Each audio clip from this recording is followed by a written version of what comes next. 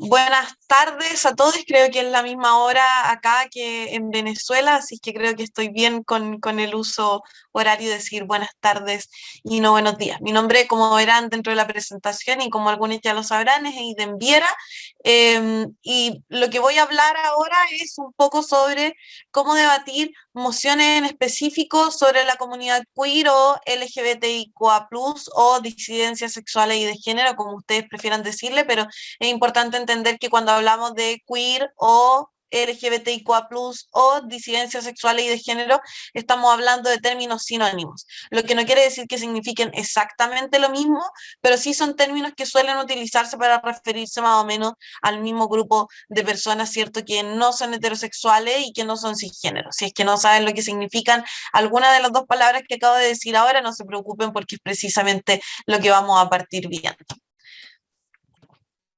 Habiendo explicado un poco más o menos de qué se va a tratar esto, y a pesar de que ustedes ya lo sabían un poco, también es importante que entendamos más o menos cuál va a ser como la estructura de esta breve presentación. En primer lugar, vamos a ver definiciones relevantes, ¿cierto? En segundo lugar, vamos a ver algunas formas en las que se manifiesta la violencia hacia mujeres cis heterosexuales, pero también, ¿cierto?, con un enfoque específico dentro de la comunidad de disidencias sexuales y de género. En tercer lugar, también vamos a ver el tema de los intereses y objetivos de las personas que son minorías de género y sexuales. Y en cuarto lugar, dos ejemplos de mociones en las cuales vamos a poder hacer como un ejercicio de intentar mecanizar o ver más o menos cuáles podrían ser algunas estrategias que podrían ser útiles y que posteriormente a ustedes les podrían servir.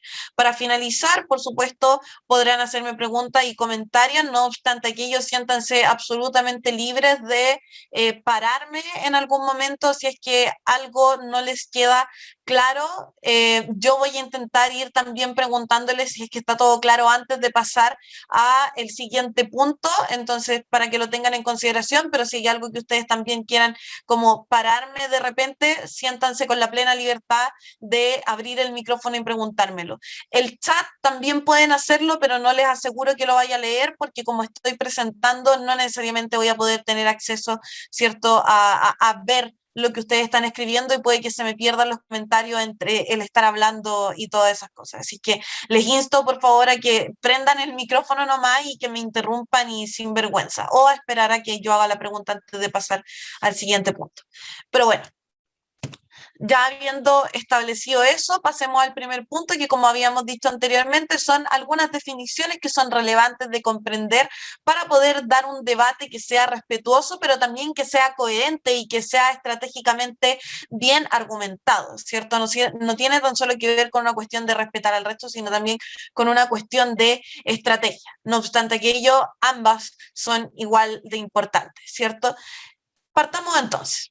La palabra sexo es entendido como el conjunto de características cromosomas genitales, de características sexuales primarias y secundarias, etcétera, receptores de hormonas. En total son 7 los factores que definen, ¿cierto?, el sexo, y por lo tanto nosotros hablamos de un espectro del sexo porque estos 7 factores pueden venir con una serie de condiciones y con una serie de diversidades y en una serie de niveles distintos, lo que garantiza, ¿cierto?, por supuesto, la diversidad humana. Y por lo tanto cuando hablamos de sexo hablamos de este conjunto de características que viene determinado, eso sí, por la sociedad, por la apariencia genital y externa. O sea, cuando hablamos en niveles científicos y hablamos de sexo, estamos hablando en estricto rigor de un conjunto de características cromosómicas, hormonales, genitales, de receptores de hormonas, etcétera, etcétera. Pero al final del día, ustedes saben que cuando hablamos del sexo de una persona, en realidad no estamos hablando de todo este conjunto de características, sino que el sexo es más que nada una construcción cultural que se basa en torno a la apariencia genital de una persona en el momento en el que nace. Por ejemplo, cuando ustedes nacen, nadie les hace una prueba de cromosomas, nadie les hace una prueba de hormonas, ni siquiera cuando están en el vientre. Sencillamente cuando ustedes salen del útero de sus progenitores, el médico que les saca del útero, de cualquier forma que sea, va a mirarles y a partir de cómo se vean sus genitales va a determinar si ustedes son mujeres o hombres o una persona intersex. Por lo tanto, no es como que en estricto rigor, incluso dentro de la comunidad científica, el sexo sea realmente lo que es, sino que es importante comprender que la manera en la que se determina el sexo no es una manera científica, no es una manera prueba de falla, sino que es una construcción cultural en la cual nosotros creemos que determinamos el sexo de una persona, pero en la cual solo estamos tomando uno de los factores en consideración, por lo menos a lo largo de la vida. Y es por eso que, por ejemplo, muchas personas intersexuales descubren que son intersexuales en periodos muy adelantados de su vida, cuando descubren, por ejemplo, que no pueden tener hijos, cuando descubren que, por ejemplo, no les llega el periodo, cuando descubren que, por ejemplo, cualquier otra situación que les haga que en el momento de la pubertad descubran que en realidad no tenían todas las características que se supone que deberían tener de acuerdo al sexo que se les asignó en el momento de nacer. Por lo tanto, entender esto es sumamente importante para cuando ustedes tengan que dar debate y se comprenda, ¿cierto?, la forma en la que el sexo y el género son asignados dentro de la sociedad. Por otro lado, entonces, tenemos que entender que esto del género de lo cual les estaba hablando. El género es una palabra que podemos comprender como una palabra que es en esencia dual. ¿Por qué hablamos de que es dual? Es porque se utiliza para nombrar aquellas reglas implícitas de comportamiento que existen para cada cuerpo dentro del binario de género, por lo menos dentro de la sociedad en la que estamos. Y también es identidad. Ahora, extendiendo un poco más esta situación, ¿a qué me refiero con estas palabras que quizás les puedan sonar muy extranjeras o muy en realidad sin sentido cuando se hablan sin contexto? A lo que nos referimos con que el género es una palabra dual es a que, en primer lugar, por lo menos dentro de la sociedad que vivimos, cierto que es una sociedad occidentalizada, con valores probablemente cristianos, sobre todo tomando en cuenta que muchos de ustedes, me imagino que todos son de Venezuela. Yo soy de Chile, venimos de un contexto bastante similar, ¿cierto? De un pasado colonial, de un pasado también en el cual vivimos también en un territorio que está fuertemente influenciado por las religiones, sea, por ejemplo, estas evangélicas, católicas, etcétera, etcétera, etcétera. Tenemos un sistema democrático determinado, pero en general a lo que voy es que tenemos más o menos una cultura a lo que, por lo menos dentro de lo que podemos entender el género. Por lo tanto, cuando hablamos de género, hablamos, ¿cierto?, de que es esta palabra dual porque implica cuáles son las normas sociales de comportamiento. Por ejemplo, se espera que dentro de la sociedad aquellos cuerpos que son asignados al nacer como mujeres, porque la apariencia de sus genitales hace ver como que tuvieran una vulva y una vagina y por lo tanto se espera que tengan útero y que puedan procrear, la gente de esas personas espera que, por ejemplo, sean personas pasivas, que sean personas que hablan suave, que sean personas que usan vestidos, que usan personas que usan el pelo largo, que quieran ser, por ejemplo, madres, que sean mujeres, que se identifiquen como mujeres, que se depilen, que sepan cocinar, etcétera, etcétera, etcétera. La sociedad espera de las personas ciertos comportamientos que van a ir cambiando de sociedad en sociedad e incluso podrían cambiar de persona en persona, pero es importante reconocer que dentro de las estructuras sociales existen algunas ideas generales respecto de lo que es, por ejemplo, ser una mujer. Pasa exactamente lo mismo con ser hombre, porque es una de las características, ¿cierto?, del género, que por lo menos dentro de nuestro sistema, el género está establecido dentro de un binario, que es algo que vamos a explicar un poquito más adelante, pero al final del día lo que no es de hombre es de mujeres, ¿cierto? Y lo que no es de mujeres es de hombre, es así de sencillo. Por lo tanto, hablamos de eso cuando estoy hablando de que el género tiene un componente muy social, ¿cierto? De este componente social en el cual a la gente se le exige por parte de personas externas cierto tipo de comportamientos. Pero el género no es solamente eso, ¿cierto? Porque si el género fuera solamente eso, entonces las personas trans que no son leídas como el género con el que ellos se identifican, no podrían ser trans, porque el género sería solo una imposición social, ¿cierto? No. Entonces, el género también tiene un componente de lo que es la identidad. Entonces, sí, el género tiene un fuerte componente social porque es la sociedad la que me dice qué es lo que corresponde a las mujeres y qué es lo que corresponde a los hombres, y la sociedad también intenta decirme a mí si es que yo soy hombre o mujer. Sin embargo, también es la persona dentro de su fuero interno y en lo que corresponde a su propia identidad, quien tiene también la capacidad de decidir si se queda con ese género que socialmente se le asigna en el momento de nacer y a lo largo de su vida se le impone, o si por el contrario prefiere transicionar o cambiar de género y adoptar una identidad distinta a la cual se le asignó en el momento de nacer. Y es por eso que hablamos de este componente dual. Sí, existen ciertas imposiciones, existen ciertas normas sociales, pero también es importante comprender que existe un tema de identidad y autopercepción cuando hablamos del género. Por lo tanto, es importante comprender que ninguna de estas partes del género puede ser entendida sin la otra. Ambas son importantes, ambas son aristas especiales y que integran y que forman lo que es al final del día una buena definición de género. Cualquier definición de género que no incluya estas dos aristas es una definición que se queda un poco coja, que no tiene un poco, ¿cierto?, que carece del material suficiente como para explicar realmente lo que es el fenómeno del género. Pasando entonces y entendiendo que el género es una cosa que se basa en esta idea del sexo, tenemos que entender que hay gente que se identifica con el género que le fue asignado al momento de nacer a partir de las características genitales que vio el doctor que sacó a, a uno de su útero, ¿cierto? Por ejemplo, alguien que al ser sacado del útero fue leído como un hombre, fue asignado como un hombre. ¿Saben qué? Esta persona al parecer tiene pene, por lo tanto debería ser un hombre y la sociedad por lo tanto le exige las características y los comportamientos asociados para un hombre. Una persona que se siente cómoda con esa situación, por ejemplo, que se sienta cómoda con que se le exija ser un hombre, siendo asignado un hombre a nacer por haber tenido pene, es una persona cisgénero, porque se identifica con ese rol, no necesita cambiar de género, no necesita modificar esta como exigencias sociales en torno a cuál debería ser el comportamiento y su funcionamiento y su lugar dentro de la sociedad. Por lo tanto, en términos muy sencillos, cisgénero, abreviado cis. Esto también es para que lo tengan en consideración porque en muchas ocasiones podrán escuchar debates donde la gente no diga cisgénero, sino que se diga sencillamente cis. Es una persona que se identifica con el género y o sexo que le fue asignado médicamente al nacer.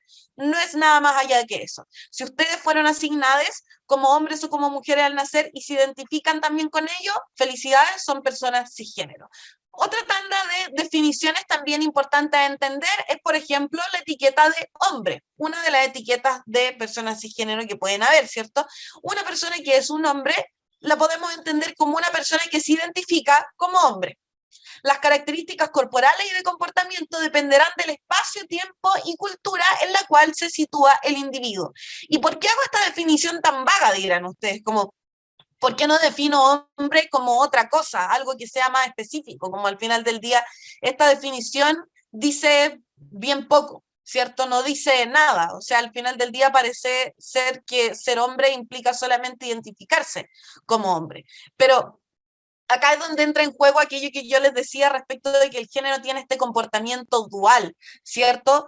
Cuando yo me identifico como hombre, es porque yo soy consciente de cuáles son las cosas que para la sociedad implican ser un hombre y de alguna manera yo, como persona que se identifica como hombre, creo que yo encajo dentro de esas normas que se sitúan dentro de un espacio, de un tiempo y de una cultura.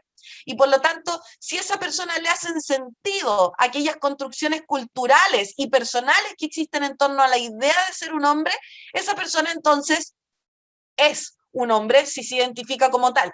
Y de la misma manera pasa con el concepto de mujer. Una mujer es aquella persona que se identifica como, oh, ahí me disculpo, veo que en el PPT puse mujer es una persona que se identifica como hombre, fe de ratas, claramente no. Una mujer es una persona que se identifica como mujer y las características corporales y de comportamiento dependerán del espacio, tiempo y cultura en la cual se sitúa el individuo, de la misma manera en que ocurre con una persona que se identifica como hombre. Como no binaria, entonces, pasando a otro de los conceptos, tenemos que tener en claro dos cosas principalmente. En primer lugar, que a lo largo de la historia han existido más de dos géneros. Esto de que las cosas no binarias o que los géneros no binarios son una cosa que se viene dando ahora es absolutamente mentira. Dentro del continente americano tenemos por lo menos 5 culturas que reconocían la existencia de más de 2 géneros dentro de la organización cultural, lo que quiere decir que reconocían personas que se identifican como hombres, personas que se identifican como mujeres, pero también personas que se identificaban, por ejemplo, como machiguayes o como muches o como tantos otros géneros que existen tanto dentro de las culturas mexicas como de las culturas incas como de las culturas mapuches. Los ejemplos los podremos profundizar un poco más en otro taller o si quieren en preguntas que puedan tener al final, pero ahora no tengo particularmente nada preparado en torno a la profundización respecto de estos otros géneros como prehispánicos, ¿cierto? Y me refiero con prehispánicos a que eran de antes de que llegaran los españoles, portugueses e ingleses al continente americano. Pero la no binariedad en perspectiva histórica no solo la encontramos dentro del continente americano, tenemos también un sinfín de culturas africanas, europeas e incluso asiáticas que dentro de sus estructuras sociales también consideran la existencia de más de 2 géneros, lo que quiere decir que dentro de estas sociedades hay más que ser solamente hombre o mujer. Por lo tanto, tenemos que entender que, uno, ser no binario no es una construcción posmoderna que responde a una cultura posmoderna de la pérdida del sentido actual de lo que es el género, sino es algo que se viene dando y que es producto en realidad de la variabilidad y diferencia humana, no de una corriente filosófica en particular. Pero en segundo lugar, también tenemos que entender que lo no binario es todo aquello que escapa de la etiqueta fija de lo que es ser hombre o mujer. Y por ello hablamos de que ser no binario integra también a estos géneros que son no binarios dentro de culturas prehispánicas, pero también integra a estos géneros más como contemporáneos, como lo pueden ser las personas a género, las personas de género fluido o sencillamente aquellas personas que se definen como personas no binarias sin identificarse con una otra etiqueta más allá de eso. Y antes de que esto genere mayor confusiones, tenemos que entender también una tercera cosa. No binaria es una etiqueta paraguas. ¿A qué me refiero con esto? Que la etiqueta no binaria es una etiqueta que puede ser utilizada en sí misma. Esto quiere decir que pueden haber personas que se identifiquen meramente como no binarias y esa sea la etiqueta de género con la cual se identifican. Sin embargo, lo no binario es una etiqueta que integra también una categoría de subetiquetas, como lo pueden ser las personas de género fluido, las personas a género, las personas bigénero o tantos otros géneros en realidad que existen dentro del universo, como podrían ser les muches, les machigüeyes, etcétera, etcétera, etcétera. Por lo tanto, esos son los 3 elementos principales de lo que implica la etiqueta no binaria. 1, no es un invento postmoderno, existen ejemplos a lo largo de la historia. 2, también incluye, ¿cierto?, a estos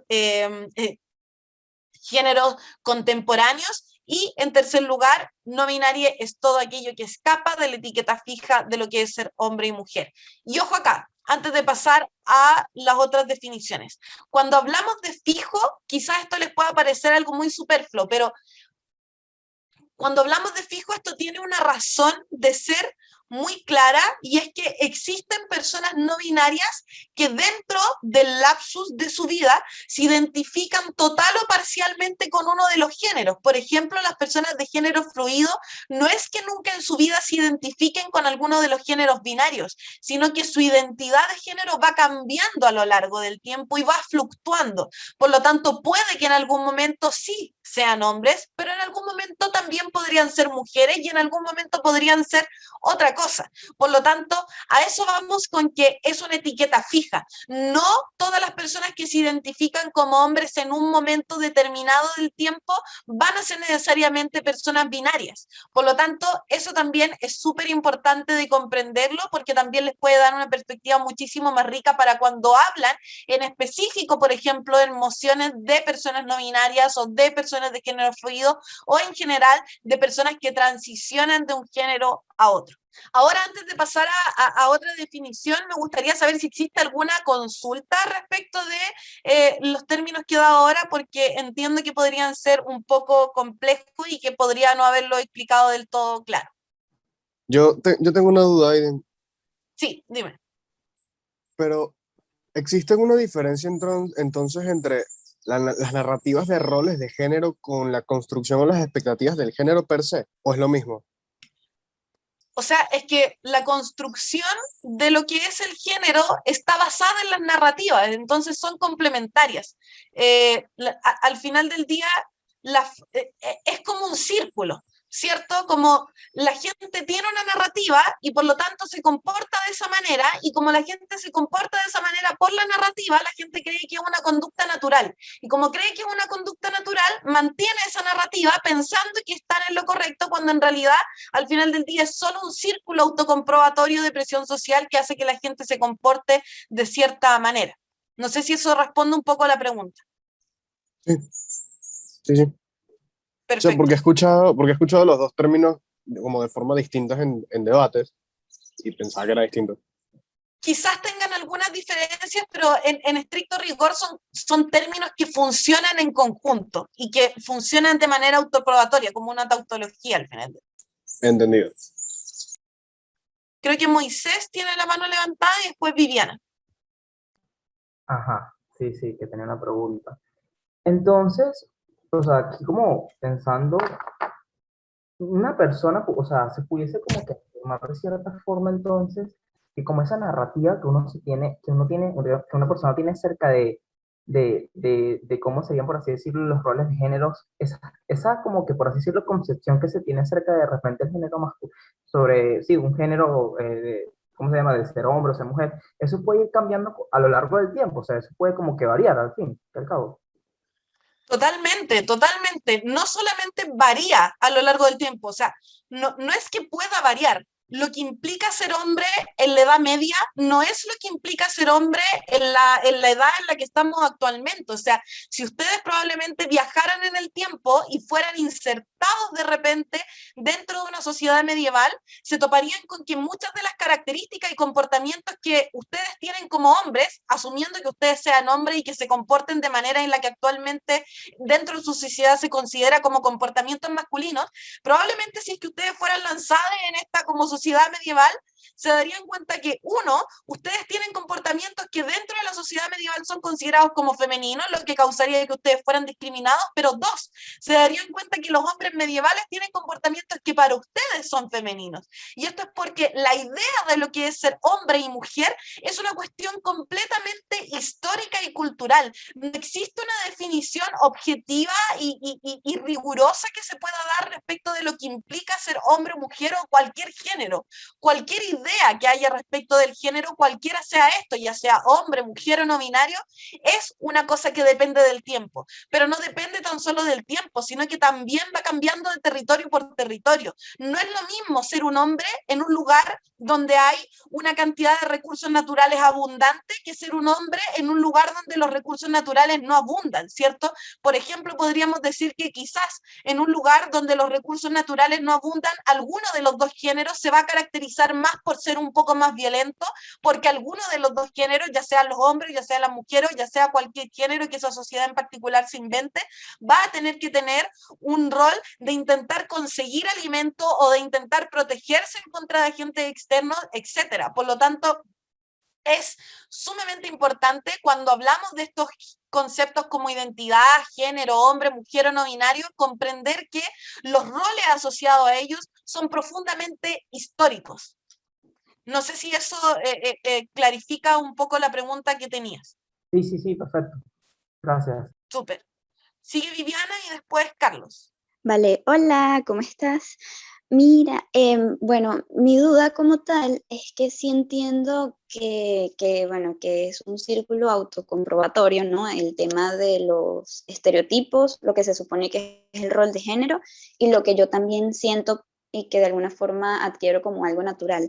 Pero sobre todo me llama la atención porque sí, en algún punto, o sea, las personas que son no binarias hacen esa disociación de, ok, esto es una narrativa, yo realmente no me siento así, o como si soy cisgénero, cómo sé realmente que es así, porque por ejemplo yo me siento mujer, pero realmente ahorita me puse a pensar por qué soy mujer más allá de lo que veo en el espejo, porque realmente, o sea, sobre todo por el tema del movimiento feminista, que es como que yo no digo, por ejemplo, que el rosado es femenino, que yo no tengo que actuar siempre elegante o de cierta manera. También el tema por ejemplo, que ya también se está hablando como de esta libertad, bueno, sexual, etcétera. Entonces, como que ya actualmente creo que está bastante cambiando, ¿no? Esto bueno, qué supone ser mujer, o sea, lo que yo siento, como uno disocia, a ver, no es lo que me están diciendo como sociedad, sino yo sí me siento mujer.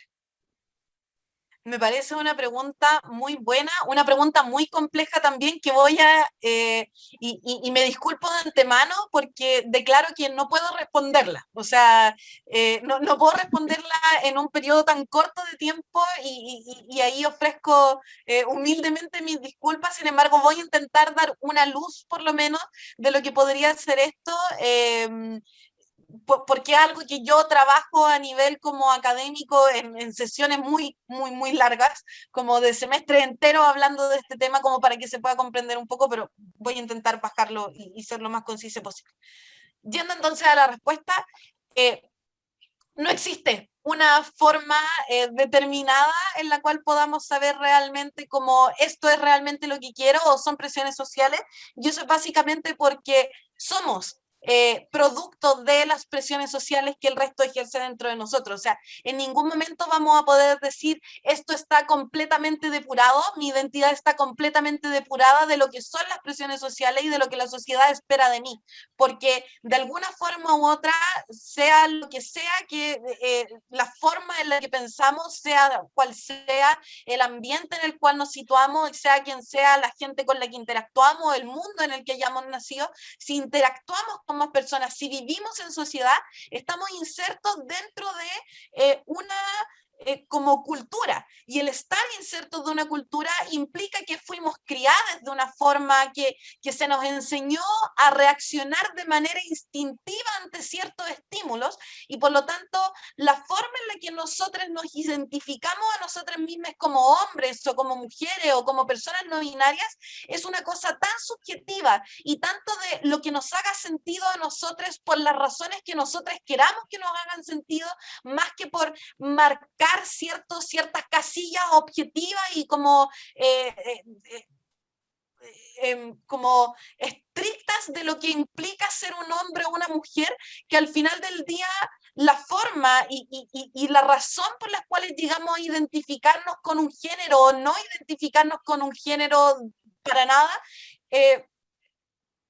tiene que ver con procesos que tienen cosas que son de uno y que son instintivas y que van más allá de la sociedad, pero que también tienen mucho que ver con la cultura, el tiempo y el espacio geográfico en el cual estamos insertos. Y es por eso que cuando les hablaba de género les decía que no podemos entender las normas sociales sin entender el concepto de identidad. Como tristemente o felizmente también somos animales sociales, y como animales sociales nuestra identidad personal está constituida en base a estos dos elementos, que es nuestro propio mundo interior y nuestros propios sentimientos, pero también la forma en la que interactuamos y nuestras experiencias con el mundo externo. Entonces, lo que hacía que una persona se identificara como hombre, voy a volver a la Edad Media, no es lo mismo que hace que una persona se identifique como hombre en la sociedad contemporánea, y lo que hace lo que hace que, por ejemplo, yo me identifique como una persona no binaria, no es lo mismo que hace que la persona no binaria de al lado o cualquier persona no binaria de debate, como las razones que tiene una persona X de debate que no sea yo y que se identifique como no binaria probablemente van a ser muy distintas a mis razones para identificarme como una persona no binaria. Entonces, sé que suena muy vago, pero es como la respuesta que puedo dar, en realidad. Sé que quizás suena como muy hippie y muy postmoderno, pero al final del día es un poco eso. Sí es un poco hippie, sí es un poco muy postmoderno, porque vivimos en una sociedad que funciona a través de cosas que nos atacan subconscientemente y de las cuales no tenemos necesariamente el control. Espero que se haya entendido un poco dentro de de todas las palabras que dije. Sí, sí. Perfecto. Carlos, y luego seguimos, si es que no hay más manos. Mi pregunta no es tan profunda, mi pregunta más es como, a mí me confunde aún, como que manejar los términos de transexual y transgénero. O sea, viendo la explicación que hiciste ahorita, lo que me puedo medio entender es que la persona transgénero es como que la que no se identifica con el género o con las condiciones sociales o culturales con las que se identifican, pero una persona transgénero puede sentirse identificada con la sexualidad que le determinaron, pero la persona transexual no. O no sé muy bien cómo es el término, me confunde más o menos los términos. Me gusta muchísimo tu pregunta porque justo nos lleva a la siguiente diapositiva. Así que, Carlos, muchas gracias por tu pregunta, de hecho. Sí, existe una como dicotomía y más que una dicotomía, estamos en un momento de transformaciones porque es primera vez en la historia que estamos pudiendo generar conocimiento académico respecto de la población LGBTIQA+, y es la primera vez en la historia, por lo menos dentro de nuestras sociedades como contemporáneas, en la que estamos pudiendo estudiar en general a la gente LGBTIQA+, y estamos pudiendo también explorar el cuerpo de una manera un poco menos sesgada de la que lo explorábamos antes.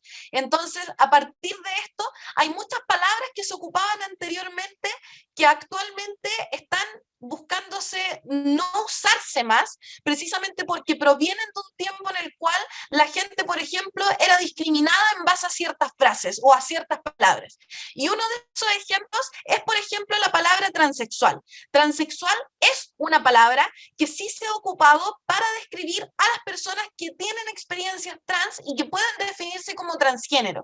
Pero el momento de la historia en el cual la gente trans fue denominada transexual fue un momento de la historia en el cual la gente transexual, en ese tiempo denominada transexual, era sumamente patologizada. ¿A qué nos referimos con patologizada? Nos referimos a que era un momento de la historia en el cual la gente trans era considerada una gente enferma.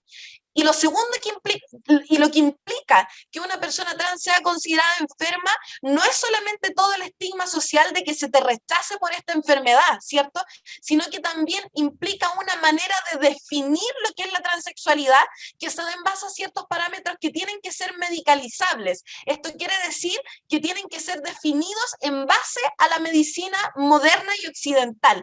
Por ejemplo, a través de un estudio psicológico o psiquiátrico. Y es ese justamente el problema que existe cuando hablamos de transexualidad, y es justamente esa la razón por la cual las personas trans actualmente no hablan de transexualidad, porque la transexualidad va aparejado con esta carga implícita de que es necesario sentir una disconformidad objetiva con el cuerpo para poder identificarse como personas trans. Esto quiere decir que para la gente que ocupa todavía la palabra transexual, una persona trans necesariamente no tiene que sentirse conforme con su cuerpo. Esto quiere decir que quiere necesariamente tener que transicionar, por ejemplo, inyectarse hormonas o consumir hormonas, ya sea testosterona o progesterona, así como también debería desear el poder operar ciertas partes de su cuerpo, por ejemplo, hacer una reducción o un aumento mamario, dependiendo para dónde quiera transicionar, y, por ejemplo, hacer una faloplastía, esto quiere decir hacerse un pene, o hacerse una vulvoplastía, que es hacerse al final del día una vulva, ¿cierto? Y entonces ese es el problema, que ser trans no implica necesariamente una disconformidad con el cuerpo. Y lo que hemos estado viendo a lo largo de la historia, y ahora que podemos estudiar un poco más estas cosas, es que en muchas ocasiones esta disconformidad con el cuerpo es más que nada por una suerte de presión social, que no quiere decir que las identidades trans no sean válidas, solamente que esta como inconformidad tan grande es en algunos casos más una manera en la que la gente trans tiene de poder llamarse a sí misma trans que realmente la disconformidad real tan grande con ciertas partes del cuerpo.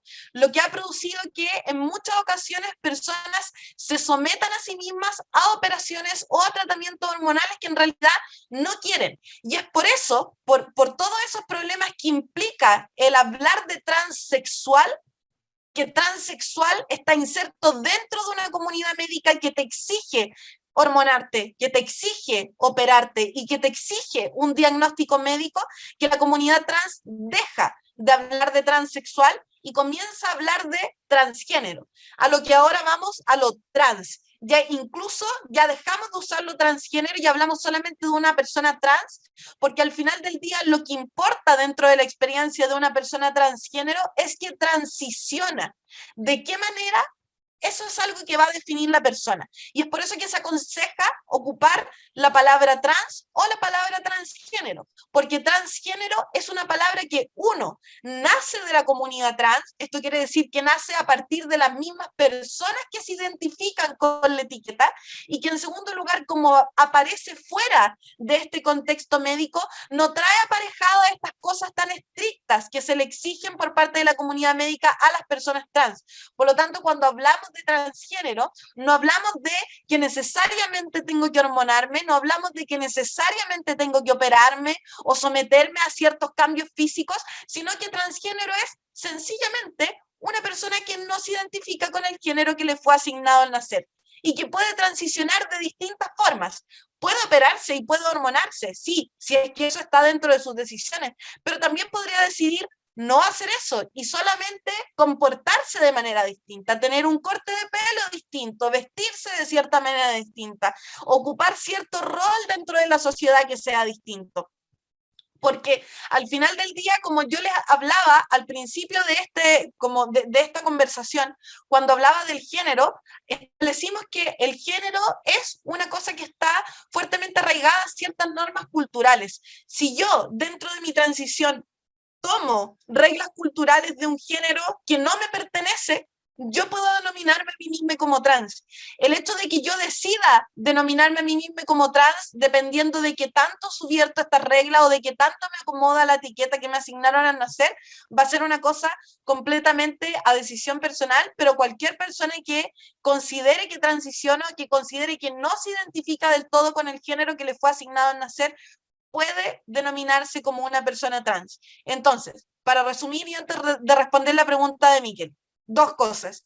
Uno, sí existe la palabra transexual, pero la palabra transexual es una palabra sumamente medicalizada que no se aconseja hablar de ella porque implica ciertos cambios corporales que no todas las personas trans tienen y por lo tanto es preferible hablar de experiencias trans o de personas transgénero y lo que identificamos como una persona transgénero es una persona que no se identifica con el género que le fue asignado al nacer. Eso, hoy. Ahora sí, Miquel, creo que tenías levantada la mano. Sí, ok, entiendo entonces que una persona trans rompe con la expectativa social del género asignado y que, ajá, dependiendo de o sea, del tiempo y de la cultura donde esté, puede entonces como identificarse como trans. Pero entonces, o sea, también, bueno, yo me declaro ignorante en este tema en muchos aspectos, pero entonces, ¿cuál es la diferencia con una persona queer? Y, o sea, en tal caso, ¿cómo se define una persona? O sea, ¿cuál es el concepto de queer en ese caso? Por como lo tenía entendido, o sea, a lo mejor estoy increíblemente equivocado, pero, o sea, tenía entendido por lo que me he investigado, tampoco es que, o sea, de no sé casi nada, eh, precisamente las personas queer rompen también con esas expectativas sociales que tienen los géneros. Sí, totalmente. Queer también es una palabra paraguas. Y no la puse dentro de estas definiciones porque es una palabra sumamente compleja que también, según yo, es explicable en muchos minutos, pero también voy a intentar resumirla muy en corto, aunque advierto nuevamente que puede que queden algunas dudas y que hayan algunas imprecisiones debido a lo breve que va a tener que ser esa explicación. Pero queer es una palabra que nace como un insulto y es una palabra que nace históricamente como un insulto hacia personas que se ven como personas LGBTIQA+. Esto quiere decir que es una persona que se ve gay, que se ve lesbiana, que se ve transgénero, que se ve no binaria. Lo que implique verse de esta manera va a depender de la cultura, pero tomemos en consideración que es una palabra que nace como un insulto en particular en Estados Unidos. Esto quiere decir que es una palabra que se le gritaba a las personas por la calle que se veían como personas que eran LGBT. Y por lo tanto, es como y acá, si es que ustedes son heterosexuales y cisgénero, tienen más que prohibido decir estas palabras, pero yo la puedo decir porque yo soy LGBT, pero es como decir marica, ¿cierto? Como si a alguien le gritaran marica en la calle. Es una palabra muy similar. Es un insulto que se le dice a personas que se ven de cierta forma. Y lo que hace la comunidad LGBTIQA+, es que se apropian de este insulto y dicen, ¿sabes qué? Cuando me lo griten en la calle, ya no me voy a poner más triste, sino que es una etiqueta que ya no me van a poner a mí, sino que es una etiqueta que yo misma me voy a poner a mí, porque me empodero de este insulto, porque ya no me parece algo malo verme LGBTIQA+, ya no me parece malo que se me note lo gay, ya no me parece malo que se me note lo lesbiana o que se me note lo trans. Y como yo me apropio de esta diferencia, como yo entiendo que es algo positivo, que es algo bueno, o que es algo que sencillamente es, incluso aunque no sea algo bueno o algo malo, yo digo, soy queer. Y cuando digo soy queer, entonces, lo que estoy diciendo es que soy una persona que notoriamente se ve como parte de la comunidad LGBTIQA+, y que pertenece a esa comunidad. Y por lo tanto, cuando hablamos de queer, hablamos también de una persona que podría identificarse como trans, o que podría identificarse como gay, o que podría identificarse como lesbiana, pero que más allá de la manera en la que se identifica a sí misma, es una persona que evidentemente, respecto de las normas sociales que dentro de la cultura en la que está inserto se ve como si perteneciera a la comunidad LGBTIQ+. Entonces, eso es el contexto histórico. Y la forma en la que la comunidad LGBTIQ+ se apropia de esta palabra. Pero también hay que comprender que actualmente es una palabra que no solamente se usa dentro del contexto en el cual nació como un insulto, ¿cierto? O sea, queer ya no es solamente una palabra que se usa dentro del contexto estadounidense de la gente a la que le gritaban queer, sino que es una palabra que incluso estamos discutiendo nosotros ahora, personas que no hablamos inglés y que por lo tanto probablemente si ustedes han estado o si ustedes son LGBTIQA+, lo más probable es que ustedes nunca le hayan gritado por la calle queer. Sería raro, a menos que vivan en un barrio donde se hable inglés. Pero lo más probable es que los insultos que le hayan gritado sean en español, como marica, como maricón, etcétera, etcétera. Entonces, ¿por qué? ¿Qué es lo que hace que esta palabra que es queer y que es una palabra que es extranjera y que en realidad no tiene ningún sentido que como personas que no hemos sufrido este insulto nos apropiemos de ella, lo usemos? Entonces, ¿por qué lo usamos? Bueno, lo usamos en primer lugar porque vivimos en un sistema colonial en el cual la cultura anglo se impone de manera hegemónica dentro de las culturas latinoamericanas y por lo tanto como latinoamericanas absorbemos esta cultura que no es solo LGBTIQ+, ¿cierto? Sino que tiene que ver con toda la cultura que se produce en el hemisferio norte, pero que en particular lo podemos situar dentro de este contexto como algo que también absorbemos de la cultura LGBTIQ+ del norte, porque vemos la cultura LGBTIQ+ del norte como superior a la cultura que podríamos tener nosotras y por lo tanto en vez de llamarnos a nosotros maricones, en vez de llamarnos a nosotros disidencias, preferimos llamarnos queer. Pero eso es una de las variantes de por qué alguien latinoamericano se podría denominar a sí mismo queer a pesar de no haber sido víctima de la cuestión. Pero también queer es una cuestión política que como bien les decía, nace a partir de este insulto y por lo tanto también es verdad que muchas personas, a pesar de no haber sufrido el insulto, comprenden cuál es el trasfondo político de autodenominarse queer y por lo tanto avalan y abocan a esta experiencia común de salir de los márgenes de lo estético, de salir de los márgenes del comportamiento, de lo que se espera de una persona heterosexual. Esto quiere decir que está atraída hacia el género opuesto dentro de un sistema binario, si soy hombre a las mujeres, si soy mujer a los hombres, y de lo que es ser una persona cisgénero. Esto quiere decir que yo me identifique con el género que se me fue asignado al nacer. Por lo tanto, una persona queer puede decir, no me veo cisgénero, no me veo heterosexual, adopto esta identidad política porque sé que aunque no se usa como un insulto para mí, es un insulto que se ha ocupado para gente como yo en otros contextos y por eso la ocupo. Pero acá, y perdonen que complejice quizás un poco más esta palabra, pero no es solamente que una persona queer se identifique como queer, sino que una persona queer puede identificarse como queer y como trans, como queer y como homosexual, como queer y como lesbiana, porque queer es solo romper y ser visiblemente rupturista de estas normas sociales. La forma en la que yo rompo estas normas sociales, ya sea acostándome con gente de mi mismo sexo o de mi mismo género, o vistiéndome de formas en las que tradicionalmente son mal consideradas por parte de la sociedad, va a ser algo que va a depender del caso a caso. No sé si se entendió lo que acabo de decir. Sí, sí. O sea, me asusté cuando dijiste que empezó como un insulto, porque dije, ok, puse la tarta. Pero sí, sí, entiendo. Listo, perfecto, qué bueno. Moisés creo que tiene la mano levantada. No, sí, que al final todo esto, pues a mí me parece súper interesante y más que todo incluso con el tema de por lo menos con la palabra esta que está diciendo de marica y también cómo se puede hacer por lo menos en Venezuela o bueno, sí, marico también, ¿no? Porque por lo menos algo que sucede en Venezuela, y esto aquí como comentario, ¿no? Que algo que me parece interesante y es que esa palabra, ¿no? El término de marico, marica, por lo menos en Venezuela, nosotros lo hemos adoptado de forma diferente. Nosotros capaz, el decirle a uno de nuestros amigos, marico o marica, no queremos como que insultar, sino que más bien es como una forma de decirle como chamo, chama, y claro, y ahorita lo documento, es como que, claro, depende todo como que al final del contexto cultural en el cual una persona se encuentra. O sea, es muy, muy, muy variado. Me parece súper interesante lo que dice Moisés, precisamente porque me parece un muy buen ejemplo de cómo una palabra que, por ejemplo, en mi país es sumamente ofensiva y que son palabras que a la gente le gritan mientras las matan, en países como el suyo es una palabra amistosa. Entonces, también explica un poco de cómo, por ejemplo, para alguien que vive en Chile, autodenominarse marica es una cosa sumamente política y sumamente fuerte que implica una lucha en contra de un sistema versus que para un gay de Venezuela autodenominarse marica no parece ser una lucha o un statement político tan grande.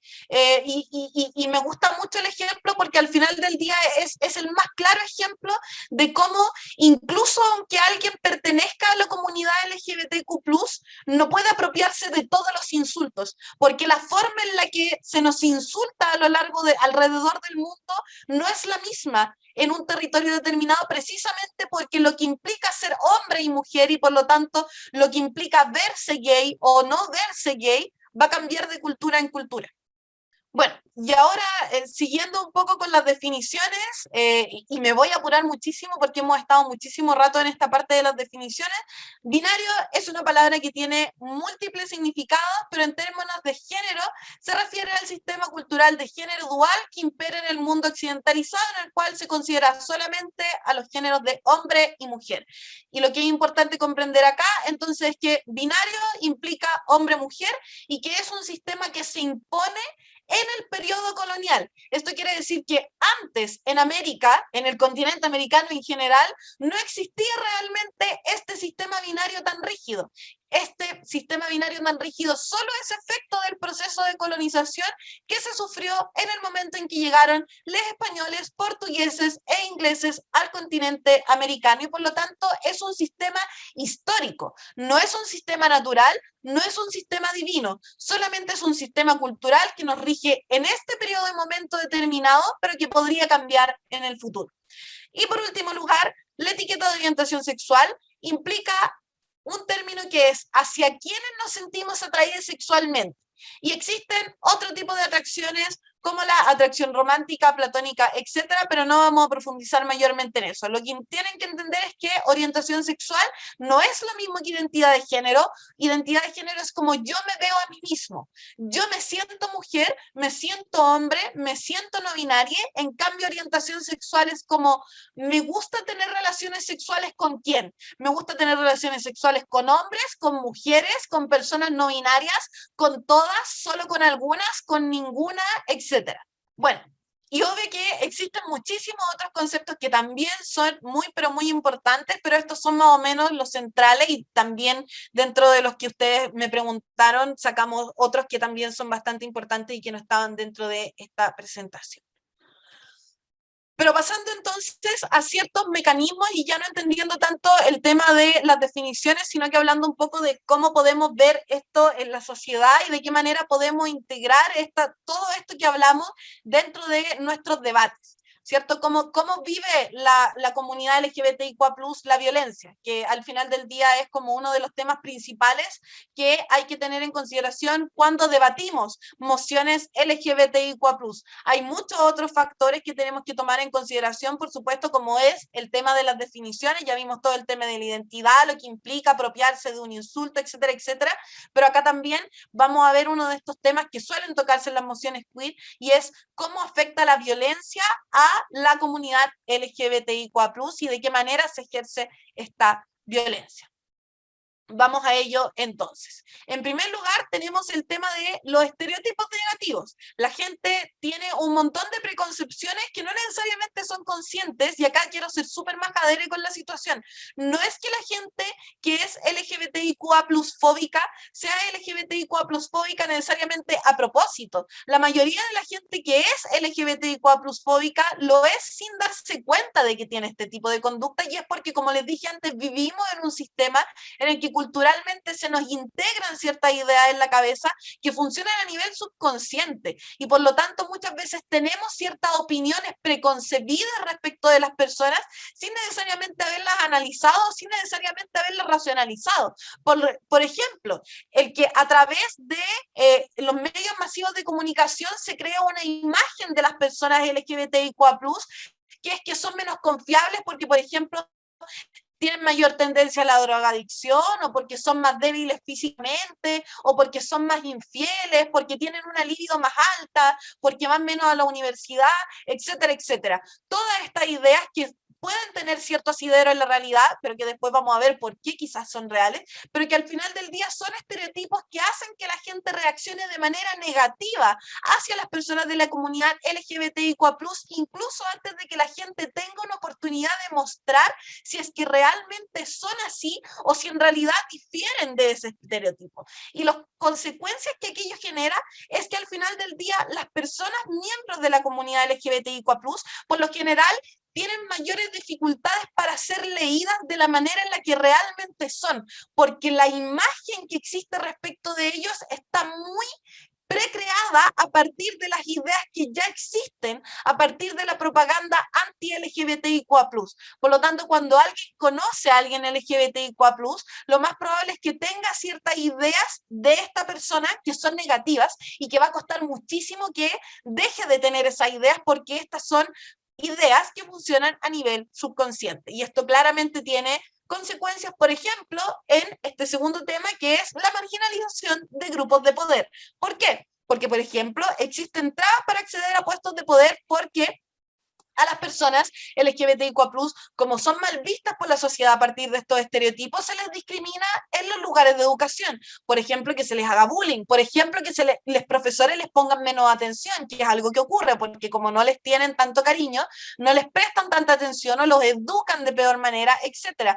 O discriminación laboral, por ejemplo, que no se les contrate dentro de ciertos trabajos, o que se crea que no son aptos para estar dentro de ciertos trabajos por su orientación sexual, como por ejemplo el caso de que, por ejemplo, no tengamos, o que tengamos muy pocos casos de futbolistas que son abiertamente homosexuales o abiertamente bisexuales o pansexuales o alguna orientación sexual que no sea la heterosexual, porque precisamente existe una marginalización. Esto quiere decir que, o sea, cuando hablamos de marginalización de grupos de poder, es importante también comprender que no es solamente que la gente LGBTIQA+ no pueda acceder, porque hay gente LGBT que claramente va a estar dispuesta, o que va a ser mejor o más buena camuflando que es LGBT, o sea que se le va a notar menos, o incluso que están dispuestas a no vivir como personas LGBT. Esto quiere decir que pueden tener una vida heterosexual, casarse con una persona del sexo opuesto, o no demostrar que son personas trans, ¿cierto? Adoptando comportamientos estereotípicos respecto de los cuales se le asignó socialmente al nacer,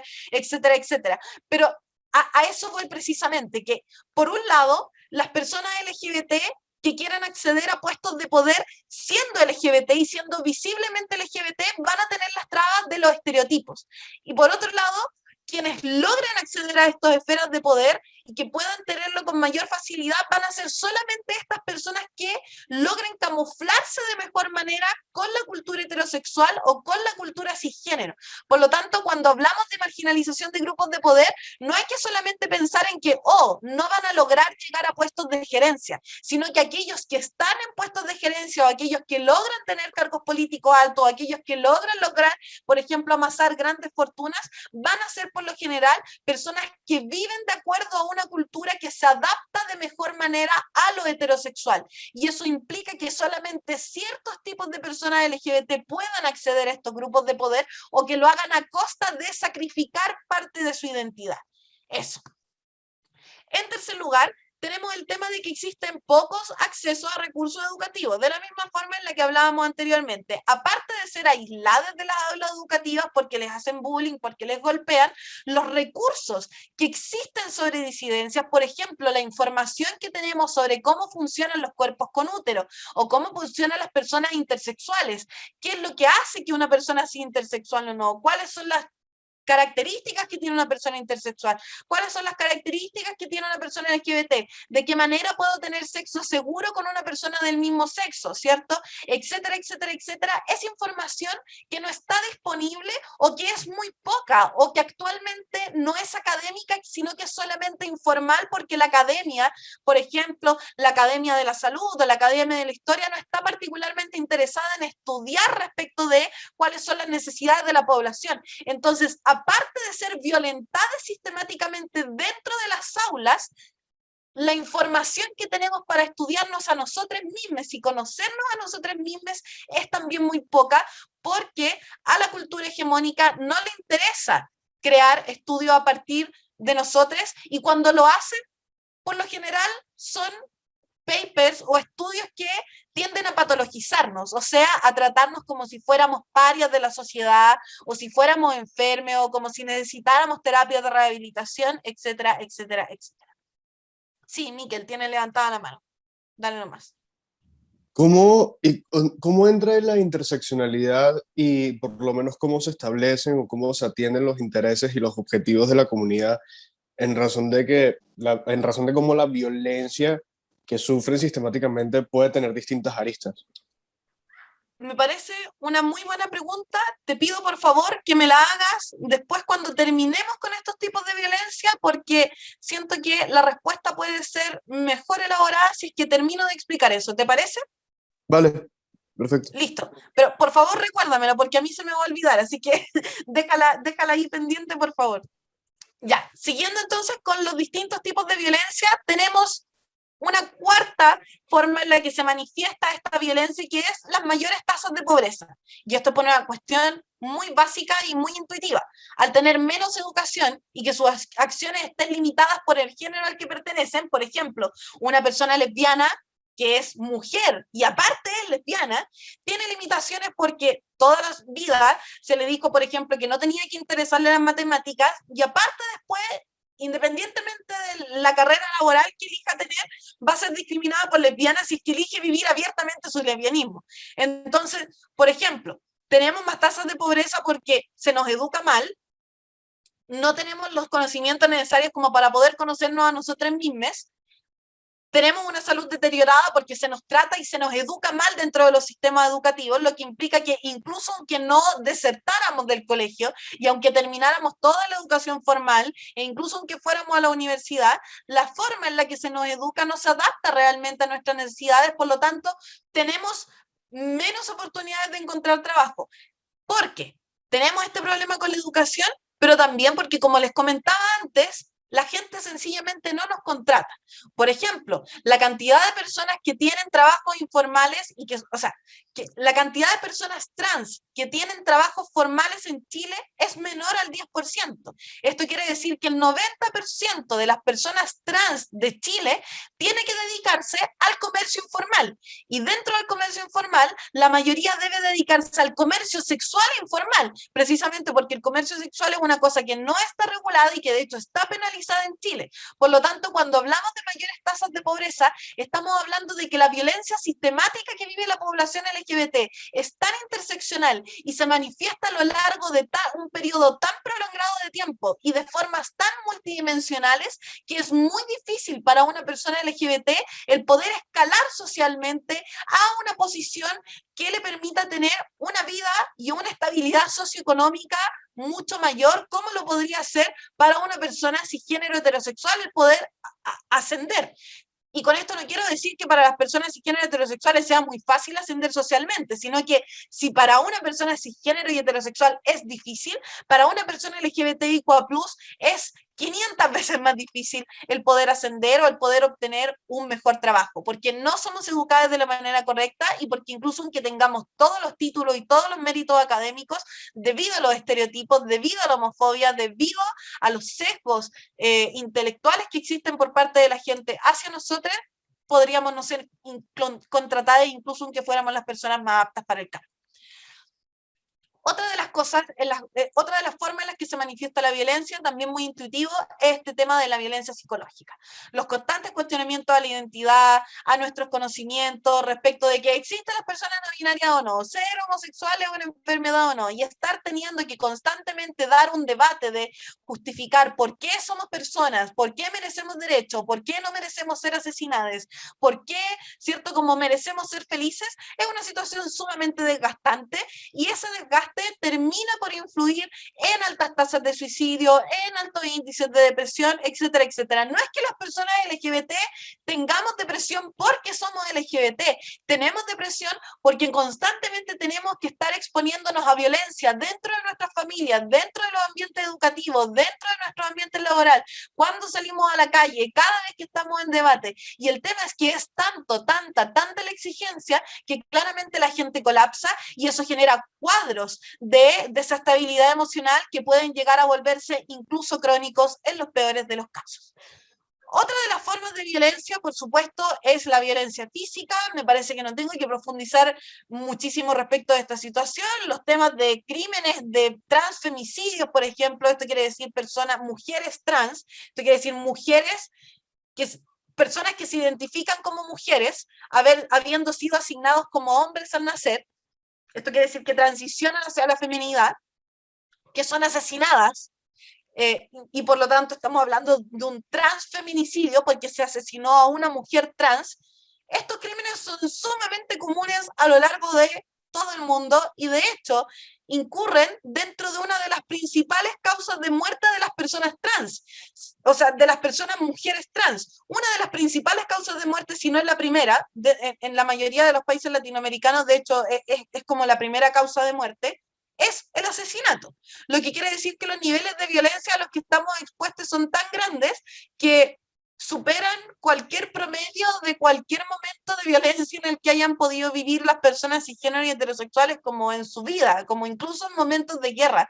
El hecho de que las personas trans sea más probable que mueran asesinadas que morir por causas naturales es una cuestión sumamente fuerte a la que están constantemente expuestas las personas trans porque son conscientes de estas cifras y eso también se intersecciona nuevamente con el tema de la violencia psicológica. La conciencia de la violencia física a la que es sometida la comunidad es también otra forma de violencia psicológica y eso también es muy importante que lo tengan en consideración para cuando estén generando su argumentación, porque la violencia física no solamente tiene consecuencias en la persona que es víctima de la violencia psicológica, sino que también de toda la comunidad que se entera de los niveles de violencia a los cuales fueron sometidas estas personas que fueron violentadas.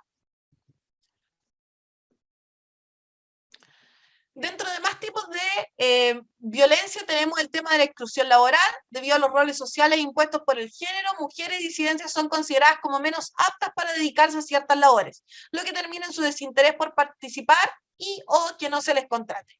Muy sencillo, como vimos, hay estereotipos de lo que tienen que hacer hombres y mujeres y sesgo respecto de a quién contrato o a quién no. Todo esto en conjunto hace que las personas LGBTIQ+, sean excluidas de los ambientes laborales, ya sea porque son discriminadas dentro de estos espacios o porque sencillamente no se les contrata, o porque incluso aunque se les contrate son consideradas como menos aptas o menos capaces o menos eficientes, por lo tanto no se les asciende tanto, no se les considera tanto dentro de los trabajos, se les evalúa de peor manera, etcétera, etcétera, etcétera. Una de las últimas ya formas de violencia que tenemos es la dificultad para acceder a servicios. Y esto se relaciona muchísimo con lo que les decía respecto de la exclusión dentro de estos ámbitos académicos. Y es que como los estudios, ya sea ciencias, de las ciencias sociales, de las humanidades, no contemplan a la comunidad LGBTIQA+, a la hora de armar teorías, por ejemplo, de hablar de teorías de salud o de hablar de teorías sociales, no se considera nuestra existencia, las políticas públicas o los servicios públicos e incluso privados no se adaptan realmente a las necesidades que tenemos nosotros como personas LGBTIQA+, lo que implica que al final del día, o cuando accedemos a estos servicios se nos trata mal y por lo tanto no se resuelven nuestros problemas. Por ejemplo, una persona trans que intenta acceder a métodos anticonceptivos probablemente no va a encontrar métodos anticonceptivos porque no existen métodos que estén pensados para personas que estén en tratamientos hormonales, por ejemplo, pero también porque el hecho de saber que no vamos a ser bien recibidos implica en muchas ocasiones que las personas trans o LGBTIQ+, ya sea gay, lesbianas, bisexuales, transexuales, lo que sea, transgénero, etcétera, no vayamos a estos servicios. Eso quiere decir, por ejemplo, que dejemos de ir al colegio, que no vayamos al médico incluso aunque estemos a punto de morir, que ni siquiera intentemos postular un trabajo, etcétera, etcétera, etcétera. Entonces, esta forma de dificultad de acceder a los servicios se manifiesta por lo menos de dos formas.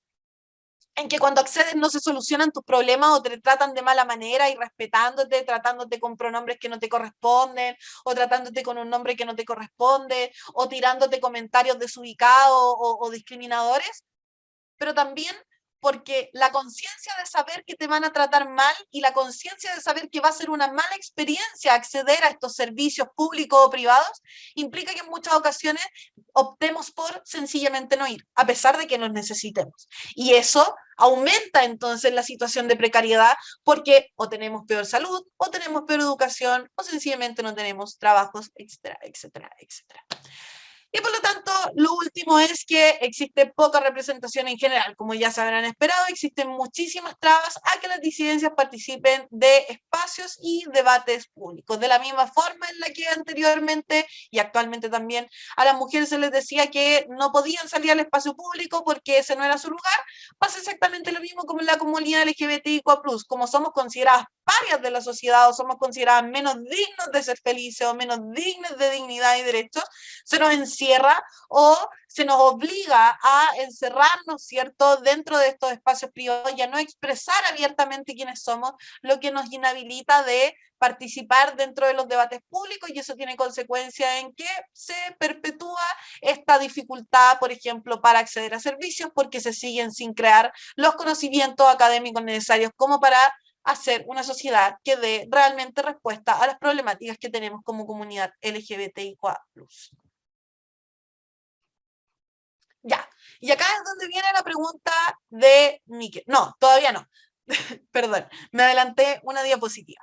Todas estas violencias impactan en el desarrollo psicoemocional de las personas. No voy a profundizar muchísimo más respecto de esto porque creo que ya lo he explicado latamente, pero tienen que saber que todas estas violencias claramente tienen consecuencias dentro de la vida y de la autopercepción que tienen las personas LGBTIQA+, esto afecta su salud mental, tienen problemas de autoimagen, tienen problemas para establecer relaciones, ¿cierto? Y no porque naturalmente seamos así, sino que porque, como les dije antes, estamos sometidas a tanta violencia que no somos capaces en muchas ocasiones de desarrollar las herramientas emocionales, la inteligencia emocional, ¿cierto?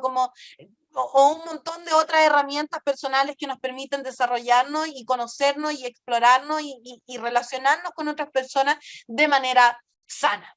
Por supuesto, existen muchísimas personas LGBTIQ+ que tienen el privilegio de o tener una personalidad muy fuerte que les hace superponerse a todas estas dificultades y de todas formas ser personas muy sanas, muy inteligentes emocionalmente, pero también existen personas que no tienen este privilegio, ¿cierto? Entonces, eso también es súper importante de comprenderlo. Y ahora sí, la diapositiva en la que entra de nuevo en juego la pregunta de Miquel, y es que alguien que es disidencia puede pertenecer a más grupos minoritarios. Al debatir, tenemos que tener muy en cuenta esto. Por ejemplo, una persona puede tener una discapacidad y ser disidencia, o ser pobre y ser disidencia, etc. Y ahora sí, Miquel, hazme la pregunta para responderla, por favor.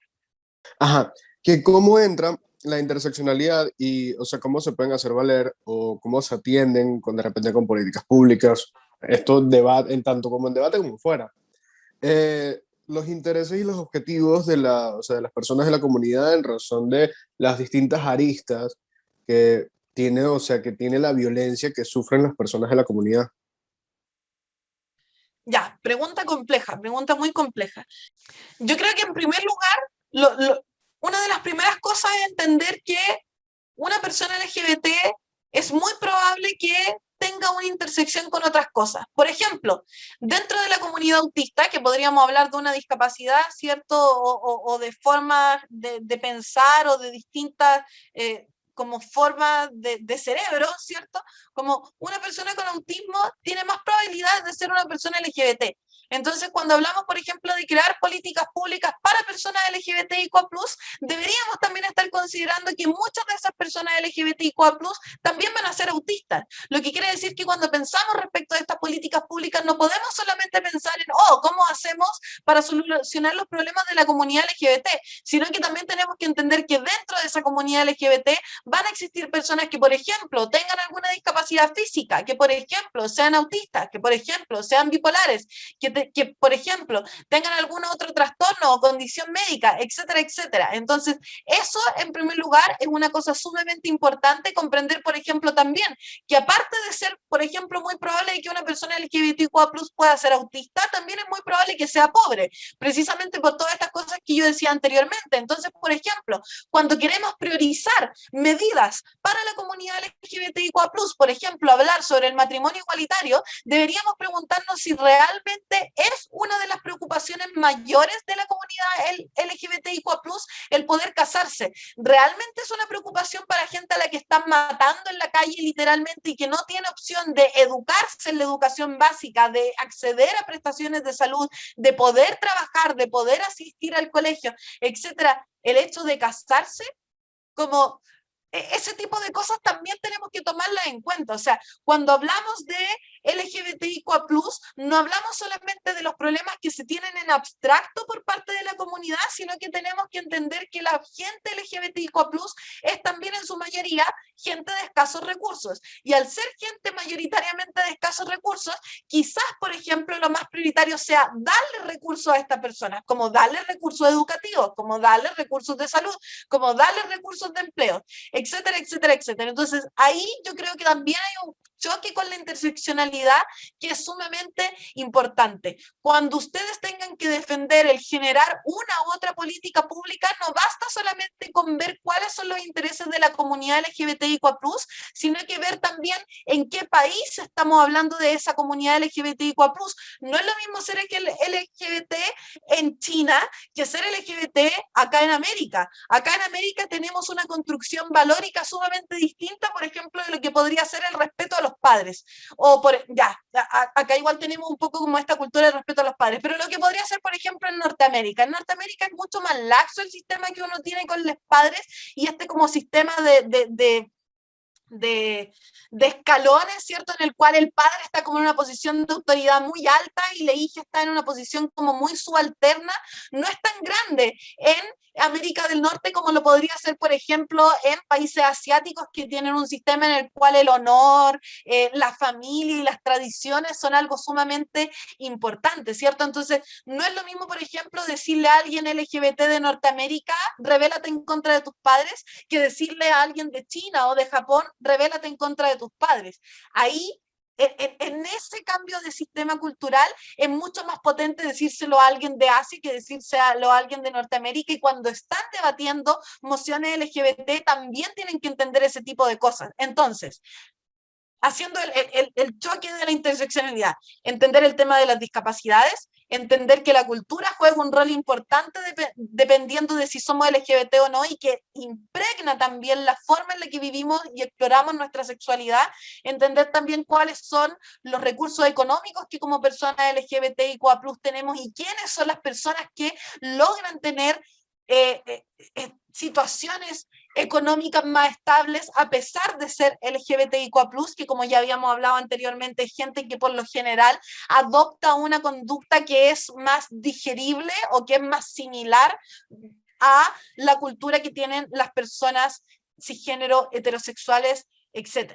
Y por lo tanto, yo creo que también es súper importante, antes de terminar de responder esta pregunta, que cuando hablamos, por ejemplo, ya no de tesis tan abstractas, sino que cuando hablamos, por ejemplo, de emociones de actor, entender que la comunidad LGBTIQA+ es en muchas ocasiones muy consciente de su posición minoritaria. ¿Y a qué me refiero con minoritaria? Que la gente LGBTIQA+ en muchas ocasiones es muy consciente respecto de que no basta solo con que ellas se movilicen para lograr sus derechos, porque somos menos en cantidad dentro de la sociedad, y por lo tanto hacer alianzas con otras luchas, por ejemplo, hacer alianzas con el feminismo, hacer alianzas con la lucha racial, hacer alianzas con la comunidad discapacitada, hacer alianzas con las comunidades, por ejemplo, de América Latina, etcétera, etcétera, etcétera, son sumamente importantes para la lucha LGBT. La lucha LGBT prácticamente no puede darse sin alianzas, porque no somos la cantidad suficiente de personas como para trabajar de manera autónoma sin insertarnos con el resto de la sociedad. Espero que eso haya también clarificado un poco la duda, y que se haya entendido también un poco el juego que hace la interseccionalidad en la creación de políticas públicas.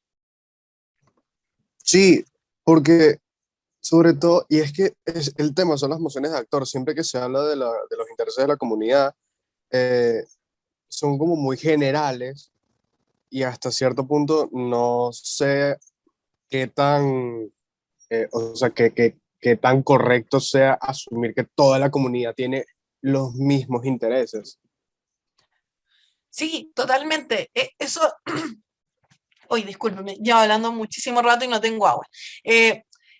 Eso también me parece sumamente importante. No es lo mismo ser lesbiana que ser gay, no es lo mismo ser bisexual que ser pansexual, o ser bisexual que ser lesbiana, o ser trans que ser lesbiana, o ser intersexual que ser lesbiana. O sea, al final del día, cada letra tiene sus propios problemas. Dentro de la misma comunidad LGBT también tenemos problemas. Desde el hecho de que, por ejemplo, los hombres cisgénero gays hayan acaparado toda la atención de lo que son las problemáticas de la comunidad LGBT, también es un problema, porque se invisibiliza, por ejemplo, las problemáticas de las mujeres lesbianas, se invisibiliza a las personas no binarias, se invisibiliza a las personas intersexuales, se invisibiliza a las personas trans, etcétera, etcétera, etcétera. Entonces, cuando hablamos de LGBT, sí hablamos de un grupo que en general tiene como esta intencionalidad y esta como conciencia común de que quieren un mundo en el cual puedan ser ellas mismas sin ser juzgadas. Sin embargo, es súper relevante comprender que dentro de la comunidad LGBT existen violencias hacia otros miembros de la comunidad LGBT, desde las lesbianas a personas trans, desde los gays a lesbianas, desde la comunidad bisexual a personas pansexuales, de pansexuales a bisexuales, etc.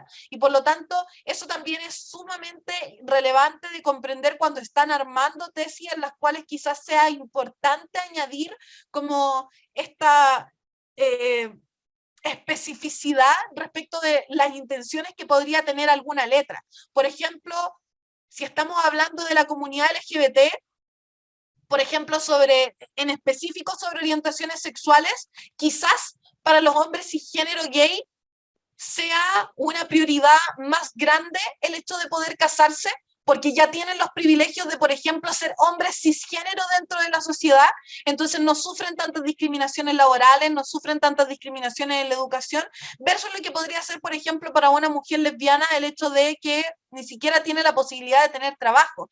Entonces quizás para ella no es tan prioritario el hecho de casarse, sino que es más prioritario el hecho de que se creen condiciones laborales que le permitan tener un trabajo estable. Lo mismo para las personas trans. O por ejemplo, la comunidad intersexual ni siquiera puede hablar de matrimonio. ¿Qué le interesa a la comunidad intersexual el matrimonio si lo que el problema de la comunidad intersexual es que están mutilando guaguas en el momento en el que nacen, sencillamente porque no calzan dentro de los parámetros de lo que es ser hombre o mujer, incluso aunque su interseccionalidad no vaya a tener ningún problema de salud en el futuro, como es sencillamente operar por operar? Entonces,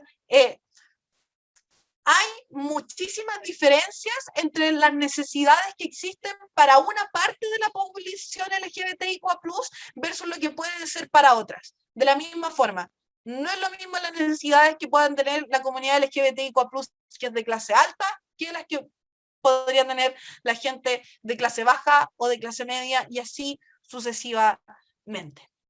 Ya, esto me parece, lo voy a pasar muy en rápido y la última parte no la vamos a ver porque llevamos muchísimo rato, pero esto es solamente porque se complementa muy bien también con la pregunta de Miquel. Vamos a ver cuáles son los intereses de la comunidad, que son principalmente, o por lo menos yo los defino en tres.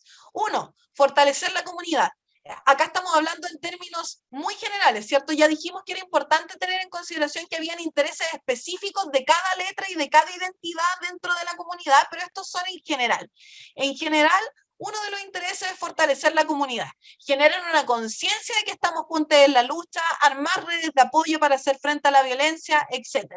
Otro de los intereses también que tiene la comunidad LGBTIQ+ es el acceso a posiciones de poder, no tan solo por tener mejores condiciones económicas a nivel personal, obviamente la gente quiere lograr un desarrollo social, emocional y económico para ellas mismas, que les hace querer, por ejemplo, tener mejores salarios o poder acceder a mejores trabajos, pero no solamente por eso, sino que también dentro de la comunidad LGBTIQ+ existe esta necesidad de acceder a posiciones de poder, porque el poder situarse dentro de estos trabajos, por ejemplo, ser política y ser gerente, te facilita o te permite usar estas posiciones para mejorar las políticas públicas, lo que les otorgaría al final del día más libertad, porque podrían ser integrados, por ejemplo, dentro de los sistemas educativos, porque podría generarse más conocimiento académico respecto de ellos, porque podría ser más fácil para otras personas acceder a trabajo y en general ir cambiando el sistema. Por lo tanto, es importante para la comunidad LGBTIQ+ que está consciente de que es LGBTIQ+ y que vive de manera abierta como persona LGBTIQ+, el acceder a posiciones de poder que les permitan cambiar las formas violentas en las cuales funciona la sociedad actualmente. Y en tercer lugar, por supuesto, el tema que ya viene en realidad muy dado a partir de lo que veníamos hablando anteriormente, pero que es cambiar las estructuras actuales. Y esto es porque no todo el mundo que quiere cambiar las estructuras actuales lo quiere hacer necesariamente a partir de las posiciones de poder. Hay personas anarquistas, hay personas que en realidad, incluso aunque no sean anarquistas y que sean profundamente republicanas y demócratas, no están interesadas en, por ejemplo, volverse políticas, pero que sin embargo tienen ganas de cambiar la sociedad a partir de sus territorios, en su propia familia, etcétera, etcétera. Y por lo tanto, no es solamente que la comunidad LGBTIQ+ quiera acceder a posiciones de poder, sino que también quieren cambiar la sociedad y los engranajes sociales en su conjunto a partir de acciones quizás un poco más pequeñas, como poder criar hijos, como por ejemplo volverse profesores, etcétera, etcétera, etcétera.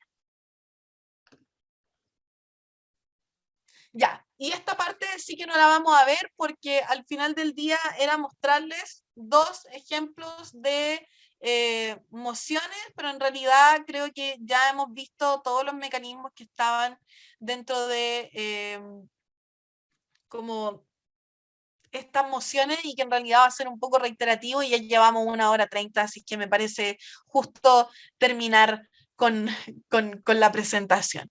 Así que dejo ahí la última diapositiva por si existen dudas, comentarios, lo que sea. Hay 2 manos levantadas, creo que Miquel y Viviana. Voy a dejar de proyectar también. Bueno, hola. Yo solo quería preguntar porque lo vi rapidito en una diapositiva y me llamó la atención. ¿Qué es Sichet? No sé, Sichet creo que, no sé, como, sí, con Ah, C-I-S-H-E-T. lo estoy escribiendo. Cishet, ¿cierto? Cishet. Ajá, eso. Ujú. La duda es qué significa, ¿cierto? Exacto, sí. Ya, sí, perdón, pensé que lo había explicado. Cishet es una palabra compuesta de cisgénero, que es identificarse con el género que se nos fue asignado médicamente al nacer, ¿cierto? Si ustedes fueron asignados como mujeres cuando nacieron, se identifican como mujeres, o si fueron asignados como hombres, se identifican como hombres. Eso es cisgénero, pero la abreviación es solamente cis, ¿cierto? Entonces, cisgénero, cis. Y ed viene de hetero. ¿Qué es hetero? Que te gusta el sexo contrario. Si eres hombre, te gustan las mujeres. Si eres mujer, te gustan los hombres. Entonces, cis-et es una persona que es cisgénero y a la vez heterosexual. Esto quiere decir que es una persona que no forma parte de la comunidad LGBTIQ+, porque es cisgénero y heterosexual a la vez. Para ser parte de la comunidad LGBTIQ+, tienes que o no ser hetero o no ser cisgénero, ¿cierto? Y por lo tanto, eso es como decir, esta persona no es LGBTIQ+, es cis-et. ¿Se entendió? ¿Sí? Sí, ¿No? sí, chévere. Bueno, no sé si Miquel va a pasar ahorita, pero también tenía otra pregunta. Dale, dale, dale. Vale. Bueno, así obviamente como también en el feminismo en general, que hay estas posturas, o sea, como radicales y en general simplemente como, o sea, de manera que se busca simplemente un cambio estructural, ¿no? O sea, y que se canaliza de maneras diferentes y también es válido. Tipo, sí hay como un rechazo que, por ejemplo, parte de la comunidad se sienta ofendida o algo por el estilo, porque, bueno, cishet, ¿no? Cishet, participen como en su representación, en esto de las políticas, etcétera, porque sí, como nos comentabas, sí se está consciente, es de que se necesita apoyo, de que solos o sea, no se puede por el tema de minoría y que de hecho, o sea, se buscan aliar incluso con el feminismo, que bueno, que también, este, como que creo que en general siempre estos movimientos, en mi opinión, necesitan como de toda la sociedad que participe, pero sí se siente como un rechazo a esa participación. Yo no hablaría de un rechazo, o sea, quizás existe un rechazo, pero es más que nada un rechazo a la forma en la que actualmente se lleva a cabo como este apoyo, y que yo creo que tiene más que ver con la forma y quizás también el fondo un poco, pero no con la intención de ayudar, sino con la manera en la que se ayuda. Cuando una persona cisgénero, heterosexual, cishet, se alía a la lucha LGBTIQ+, lo que tiene que hacer es adoptar un rol de escucha, ¿cierto? Y de apoyo, pero no un rol de llevar la batuta o llevar los discursos o ser la persona que lidera los cambios. Entonces, cuando existe un rechazo por parte de la comunidad LGBTIQ+, a estas alianzas o a este apoyo de las personas cisgénero heterosexuales, a lo que se refieren más que nada es a estas personas que intentan como apropiarse de la lucha, o que intentan también no tan solo apropiarse, sino que recibir demasiadas cosas a cambio solamente por ser personas que respetan los derechos y la dignidad humana de otras personas. O sea, el hecho de que una persona, por ejemplo, cisgénero y heterosexual me respete como persona o que esté de acuerdo con que yo me pueda casar, no hace que sea el Dalai Lama, no hace que sea la persona más buena del mundo, sencillamente le hace una persona que respeta a otras personas como si fueran lo que son, personas. Entonces, el hecho de que la gente cisgénero y heterosexual quiera premios como por decir que somos personas, es lo que en muchas ocasiones hace que la población LGBTIQ+ diga como, no tengo por qué felicitarte por no matarme. Al final del día es como un poco eso, como no tengo por qué felicitarte por no ser un asesino en serie, homofóbico, misógino, transfóbico. O sea, lo mínimo que puedes hacer es respetarme como persona, lo mínimo que puedes hacer es asumir que tengo derechos humanos y por lo tanto es como el problema, es como creerse el salvador. Entonces, la problemática está en acaparar espacios, acaparar protagonismo cuando la lucha y la violencia es en contra de personas que no son tú, Por lo tanto, adquirir las vocerías, participar, por ejemplo, como protagonista de la lucha es algo que se va a rechazar, pero también incluso aunque esto no se haga desde el protagonismo, pero se haga a través de el querer que la gente LGBTIQ+ te esté profundamente agradecida, eso también es algo que la gente va a rechazar precisamente porque ser una persona decente no es algo que merezca como pleitesía, ¿cierto? Sino que es sencillamente el mínimo común que tenemos que tener para vivir en sociedad. Eso es. Chévere, gracias. Creo que de hecho es como reafirmar un poco el privilegio, ¿no? Que también puede como sentirse incómodo porque, bueno, tú lo puedes hacer porque evidentemente tienes un privilegio, pero sigues reafirmando esa narrativa y sigue allí. Pero sí, chévere, gracias. Sí, totalmente. Muchas gracias por la pregunta. Y creo que nos queda Bárbara también, que tiene la mano levantada. Sí, yo tengo una pregunta que es con respecto a algo que una vez leí y es en relación a esto. ¿Existen personas que pueden, por ejemplo, denominarse a sí mismas que son gays o son lesbianas, por decir algunos, y no sentirse cómodos o no querer pertenecer a la comunidad? O sea, en relación a esto, ¿qué deben sentir o qué debe ser como, o sea, sentirte a ti mismo para ser parte de la comunidad, para ser considerado parte de la comunidad? Y me choca un poco, o sea, a mí que soy ignorante en este tema, no entiendo mucho, como por ejemplo, cómo alguien que se considera gay no es parte de la comunidad si la comunidad como que lucha por ellos y los acoge. ¿Por qué podría como que darse esto? Ya, yo creo que esto es una pregunta también súper compleja porque no hay una única razón por la cual una persona que es LGBTIQ+ opta por como marginarse de su propia comunidad. Yo creo que hay más o menos, por lo menos dos razones principales, no obstante aquello, si a ustedes se les ocurren más, también por favor intervengan. Pero se me ocurre que en primer lugar, una de las primeras razones es el hecho de que la comunidad LGBTIQ+ ha sido sumamente violenta en contra de ciertas letras de la comunidad LGBTIQ+. No me extraña, por ejemplo, que la comunidad trans en algún momento decidiera marginarse de la comunidad LGBTIQ+, precisamente porque han vivido la invisibilización y la discriminación de parte de lesbianas, de parte de gays, de parte de bisexuales, por su condición y por su condición de personas trans, ¿cierto? Entonces, una persona que ha sido, por ejemplo, discriminada por su propia comunidad puede optar por marginarse porque siente que al final del día no le conviene seguir estando aparejado o apareado a esta comunidad LGBTIQ+, si es que la forma en la que se les va a representar va a ser sencillamente poner la letra, pero en realidad sin luchar de ninguna forma por la obtención de los derechos reales de esta parte de la comunidad. Entonces, eso es súper importante. La comunidad LGBTIQ+ ha discriminado sistemáticamente a ciertas partes de la comunidad, como a la comunidad intersex, como a la comunidad trans, e incluso en algunos periodos de la historia la comunidad bi pasa todavía, pasa también ahora con las personas pansexuales, etcétera, o con las etiquetas de las cuales no hablamos, por ejemplo, las personas agénero, las personas queer, etcétera, etcétera. Entonces, esta discriminación que existe desde LGBT hacia personas LGBT hace que estas comunidades o ciertas letras, ¿cierto? Como que opten por aislarse un poco de esta comunidad en general y optar por formar sus propios nichos o sencillamente por no relacionarse con la comunidad LGBT como tal.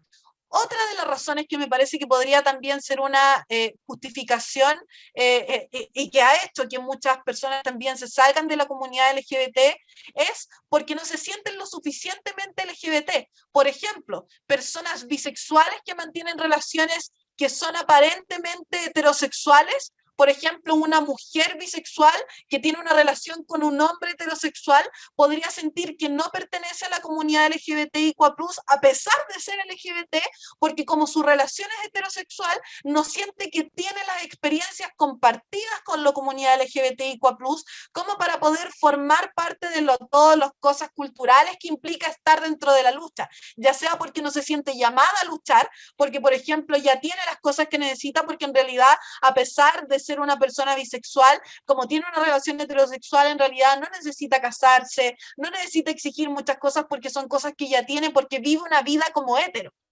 Pero también puede pasar con otras personas que, no solo con personas bisexuales, puede pasar con personas pansexuales, incluso personas lesbianas o pansexuales, o incluso, por ejemplo, hombres trans. Estas personas que fueron asignadas como mujeres al nacer y que posteriormente transicionan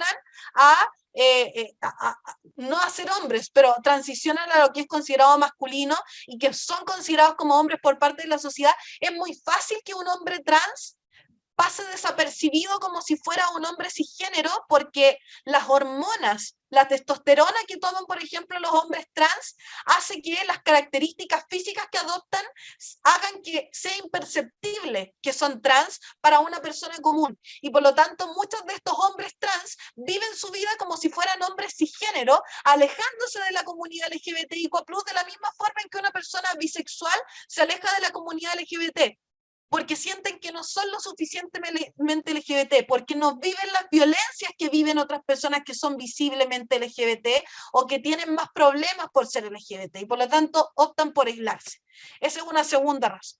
Otra de las razones, una tercera razón, podría ser que esta persona, por ejemplo, pertenezca a otra minoría que no sea dentro de la comunidad LGBT, sino que sea una distinta a la comunidad LGBT. Por ejemplo, ser LGBT y usar silla de ruedas, porque tengo una discapacidad motora. Por ejemplo, una persona que pertenece a estas dos minorías, que pertenece a estas dos disidencias corporales, ¿cierto? Por ejemplo, ser gay, o sea, ser lesbiana y a la vez estar en una silla de ruedas, hace que esta persona pueda sentirse discriminada por parte de la comunidad LGBT porque, por ejemplo, la cultura LGBT gira en torno, en muchas ocasiones, a irse de fiestas. Por ejemplo, a hacer estas marchas LGBT en julio, ¿cierto? En las cuales una persona que va en silla de ruedas no puede acceder. ¿Y por qué no puede acceder? Porque son marchas en las cuales existe represión policial, porque no hay acceso para ramplas, porque no existen las condiciones establecidas sanitarias, por ejemplo, para que esta persona pueda marchar por esta marcha sin ser producto de golpe o sin que se le discrimine, etc. Entonces, por ejemplo, podría ser que una persona LGBT se margine de la comunidad LGBT porque siente que otras partes de su identidad, otras partes de su ser, como por ejemplo tener una discapacidad o algo que le pasa también, por ejemplo, a las personas musulmanas que usan hijab, el hecho de que no se sienten bienvenidas dentro de la comunidad porque son discriminadas por cosas distintas a ser LGBT. ¿Cierto? Entonces tenemos esta discriminación dentro de la comunidad LGBT que es porque eres de una letra que es menos importante, pero también existe esta discriminación dentro de la comunidad LGBT porque perteneces a otros grupos minoritarios que no tienen que ver con ser LGBT, pero que son minorías en otros sentidos, como por ejemplo ser discapacitadas o tener una discapacidad, como por ejemplo pertenecer a una religión que no sea mayoritaria en el contexto sociocultural en el cual yo me desenvuelvo, ser musulmán en un país católico, ser católico en un país musulmán, o por ejemplo ser mujer, el hecho de que por ejemplo muchas mujeres lesbianas actualmente estén saliéndose de la comunidad LGBT porque se sienten discriminadas, porque sienten que los hombres gay han acaparado hegemónicamente los espacios de la comunidad LGBT y por lo tanto no quieren compartir espacios con la comunidad LGBT porque sienten que cuando comparten espacios con la comunidad LGBT, sus demandas se masculinizan porque no son consideradas sus particularidades, sino que sencillamente son consideradas las demandas de la población de hombres gays y género heterosexuales, hace que también sea una de las razones por las que gente opta por como migrar de la comunidad. Y de momento se me ocurren como esas razones, que en realidad tienen que ver con un poco de discriminación. Y me falta una más. También por miedo. El hecho de que haya mucha gente que, por ejemplo, sabe muy conscientemente que es lesbiana, o que es bisexual, o que es gay, o que es trans, pero que vive en un entorno sumamente violento, puede decidir no formar parte de la comunidad porque eso implicaría salir del closet, por ejemplo. Y esta persona quizás no quiere salir del closet, porque quizás el salir del closet implica exponerse a la violencia de la familia, o quizás implica ser expulsada de su trabajo, o quizás implica perder oportunidades educacionales, etcétera, etcétera, etcétera, o quizás implica tener que irse de su país, porque vive en un país sumamente LGBTIQ+fóbico. Por ejemplo, una persona trans que vive en un país sumamente conservador, que sabe que en realidad, por mucho que le gustaría estar de la mano con la comunidad LGBT marchando, en realidad no tiene los recursos económicos para mudarse de países que viviera abiertamente su transgenerismo, y por lo tanto decide alejarse de la comunidad LGBT porque le hace daño estar dentro de la comunidad LGBT o ver a la comunidad LGBT vivir su vida de la manera en que ellos quieren, mientras ella por sí misma no puede hacerlo. Entonces también es otra de las razones, como el hecho de que esta persona necesite o quiera estar en el closet y que por presiones sociales no quiera acercarse a la comunidad LGBT por miedo y porque pondría en riesgo su seguridad. Entonces ahí tenemos 4, ¿cierto? Tenemos este tema de la seguridad y las presiones sociales, la discriminación por cuestiones externas a ser LGBT, la discriminación por cuestiones internas a lo que es ser LGBT, y se me olvidó cuál era la otra, pero creo que eran 4. Si eran 3, me disculpo. Eso, creo Sí, que ahí vale, ya... muchas gracias. La otra era la de pertenecer a una minoría también. Ah, genial. ¿La respondí o quieres hacerlo? No, de verdad, estaba súper claro, la respuesta quedó muy clara. Muchas gracias. Súper, súper, súper. Y perdón por lo extenso de la respuesta.